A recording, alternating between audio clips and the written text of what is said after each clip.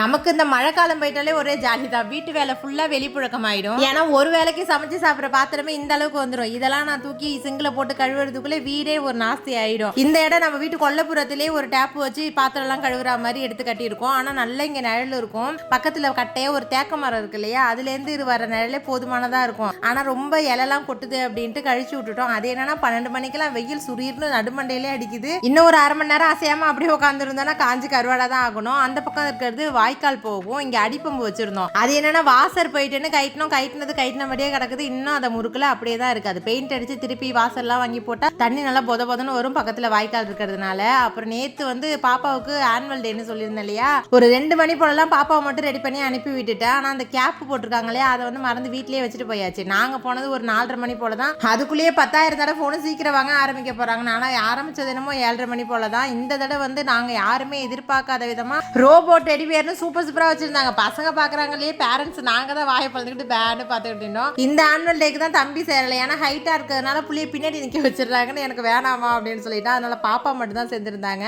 அப்புறம் அண்ணி பொண்ணு பையன் எல்லாரும் சேர்ந்துருந்தாங்க. அங்க உள்ள இந்த டெடிபியர் ரோபோட் கூட எல்லாம் பசங்க எல்லாரும் நிக்க வச்சு போட்டோ எடுத்துக்கிட்டு கடைசியில வீடு சேர்றதுக்கு மணி 12 தாண்டிடுச்சு. Okay friends.